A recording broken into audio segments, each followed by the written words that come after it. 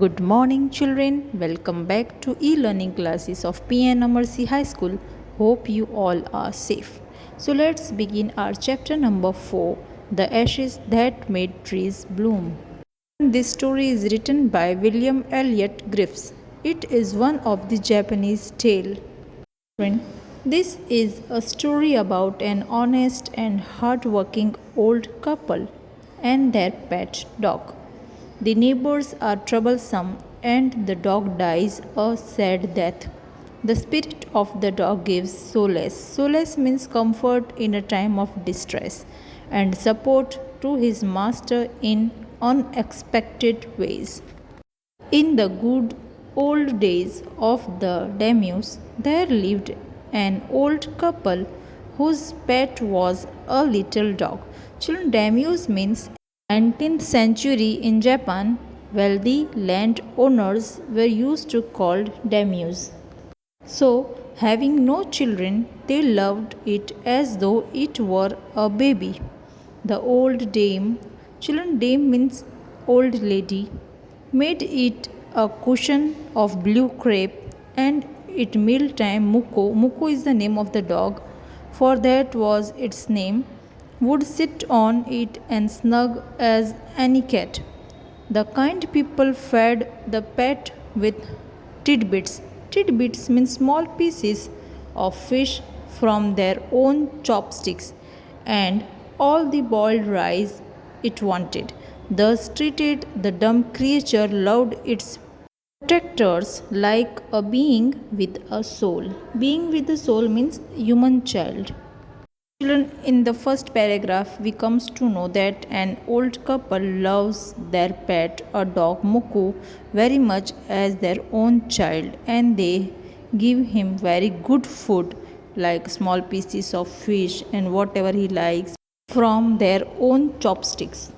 The old man, being a rice farmer, went daily with hoe or spade into the fields, working hard from morning until O10 to Sama, means as the sun is called, had gone down behind the hills. Every day the dog followed him to work. Were once harming the white heron. White heron is a kind of a bird that walked in the footsteps of the old man to pick up the worms. For the old fellow was patient and kind to everything that had life and often turned up a sword on purpose to give food to the birds.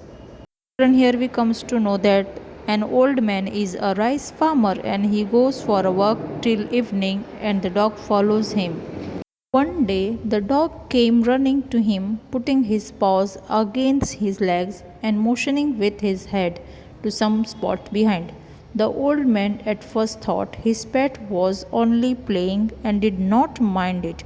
But the dog kept on whining and running to and fro for some minutes. Then the old man followed the dog a few yards to the place where the animal began a lively scratching. Children, when this farmer is busy with his work, this animal wants him to go along with him somewhere. He took him and started scratching, means to start digging somewhere. Thinking it was possibly a buried bone or bit of fish, the old man struck his hoe in the earth when lo, a pile of gold gleamed before him. How lucky, children, this with the help of the dog, this old man got gold.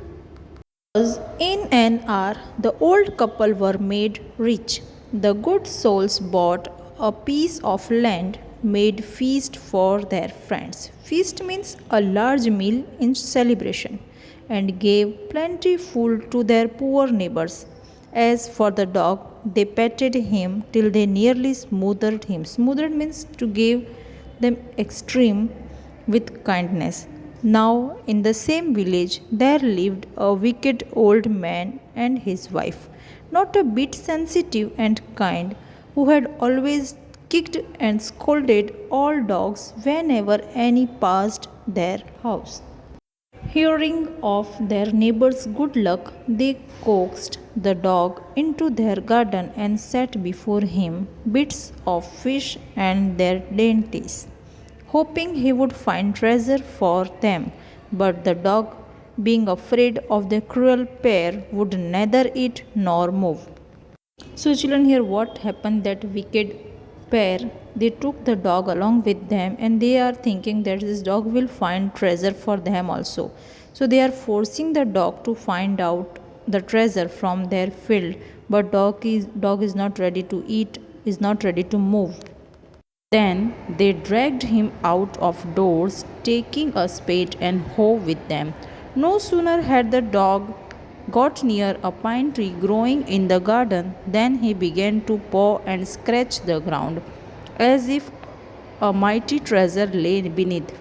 Children, when this wicked couple took the dog out in the garden, he started scratching under the pine tree as if there was a treasure. There is some gold coin under the ground, this couple thought. Quick, wife, hand me the spade and hoe, cried the greedy old fool as he danced with joy.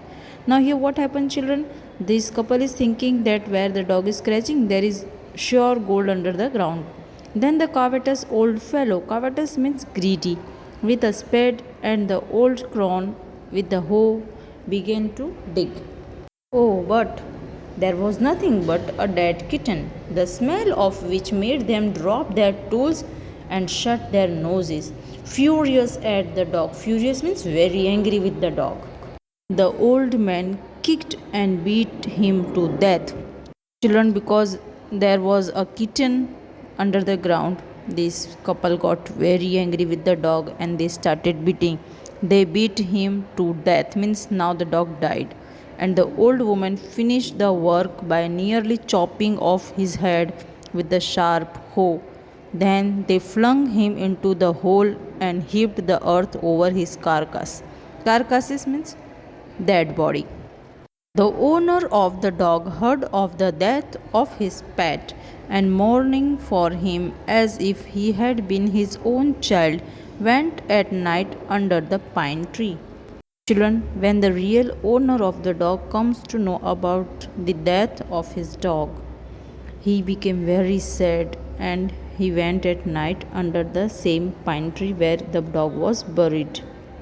He set up some bamboo tubes in the ground, such as are used before tombs, in which he put fresh flowers. Then he laid a cup of water in the tray, food on the grave, and burned several costly sticks of incense.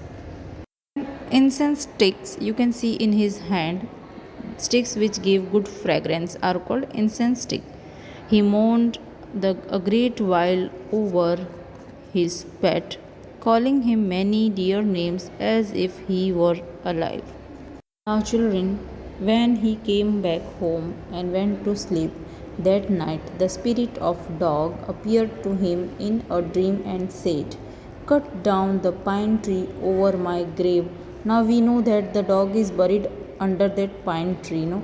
So the dog is in his dream. He said that cut that pine tree which is over my grave and make from it a mortar of you. Mortar means a ball for you, rice, pastry, and a meal for your bean sauce.